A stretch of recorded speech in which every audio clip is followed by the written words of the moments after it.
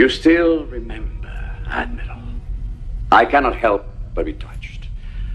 I, of course, remember you. What is the meaning of this attack? Where is the crew of the Reliant? Surely I have made my meaning plain. I mean to avenge myself upon you, Admiral. I've deprived your ship of power, and when I swing around, I mean to deprive you of your life. But I wanted you to know first who it was who had beaten you. Khan. If it's me you want, I'll have myself beamed aboard. Spare my crew. I make you a counter-proposal. I'll agree to your terms if, in addition to yourself, you hand over to me all data and material regarding the project called Genesis. Genesis? What's that? Don't insult my intelligence, Kirk. Give me some time to recall the data on our computers. I give you 60 seconds, Admiral.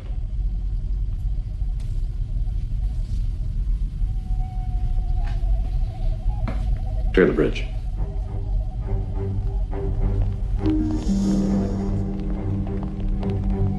At least we know he doesn't have Genesis. Keep nodding as though I'm still giving orders. But Savick, punch up the data charts of Reliance Command Console. Reliance Command? Hurry. 45 seconds. The prefix code? That's all we've got.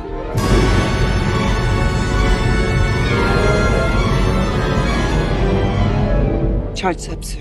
Admiral. We're finding it.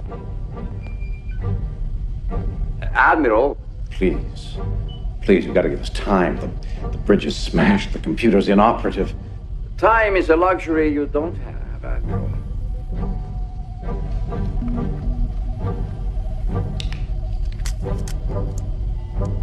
Damn. Admiral? It's coming through now, Con.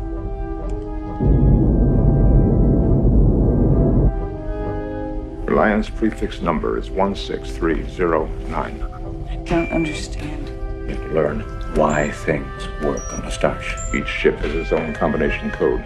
To prevent an enemy from doing what we're attempting. Using our console to order Reliant to lower her shield. Assuming he hasn't changed the combination, he's quite intelligent. 15 seconds, Admiral.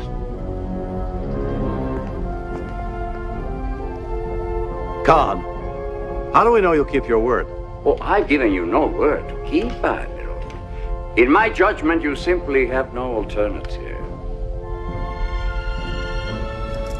I see your point.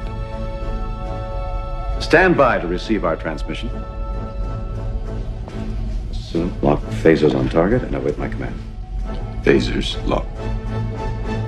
Time's up, Admiral. Here it comes. Now, Mr. Spock.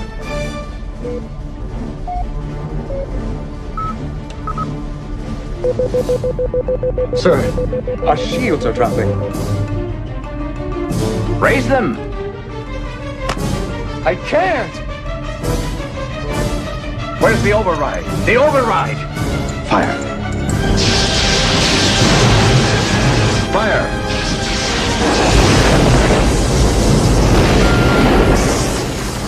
Fire! Fire! We can't fire, sir! Why can't you? They've damaged the proton control and the warp drive. We must withdraw. No! Sir, No! we must!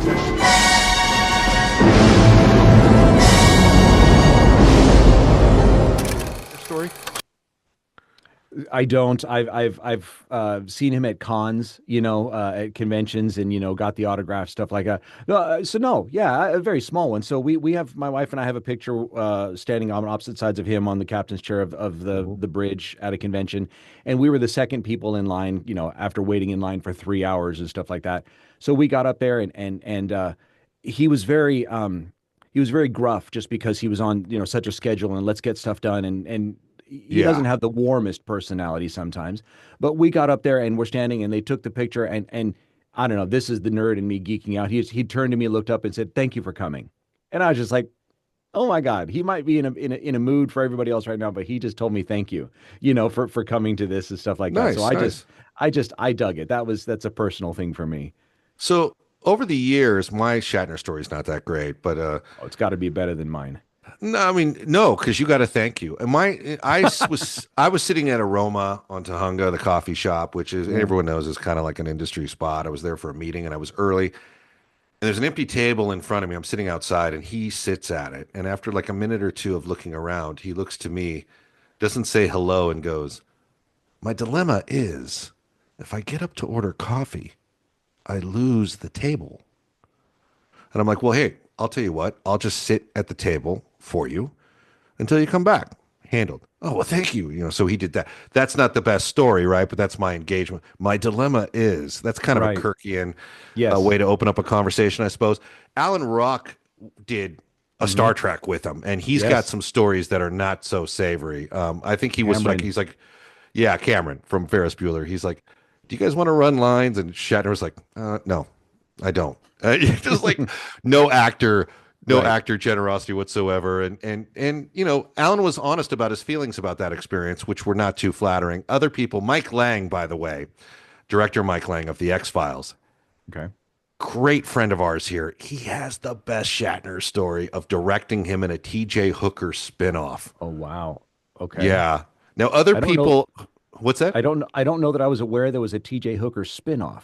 Well, it didn't make it. It didn't get That's to why. network, but they shot the pilot, and they did it in Chicago, where he was like a bounty hunter, and they put him opposite that actor Noogie from Miami Vice, the African American actor who couldn't read and had to say all his lines. So you would tell him his lines, and he'd repeat them like the Doug man. Okay. So not the best matchup for Shatner, probably in terms of personality and character, in terms of working method. But they're in a car setup, and Mike Lang's down at the end of the street, long lens, and he's like, "All right, action," or something. And Shatner just like blows a gasket and gets out of the car and starts walking towards him. Or no, what happens is they run to the car in the previous shot, and the Noog man says, "I'll drive white meat," or "I'll drive gray meat," and Shatner just says, "Cut, cut, cut." And he like looks at this long lens. And Lang is like a block away as he describes himself in the story.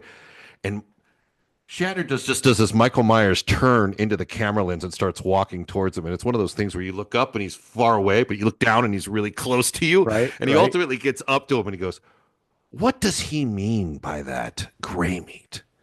And so Mike's like, "Well, I mean, I think he's referring to you, and it's like an age joke." And he goes, "I know what he means. Why is he saying it?" And they said, "Well, he doesn't really, Bill, he doesn't really read the script. He just throws down lines, and the network likes what he does, so he's trying some things."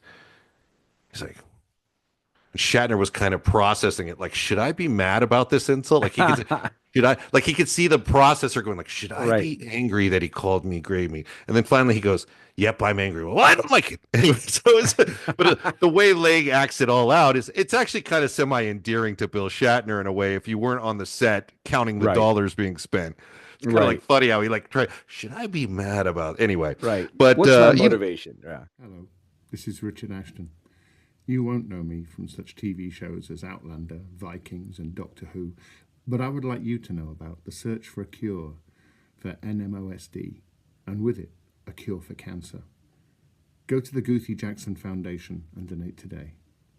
Thank you.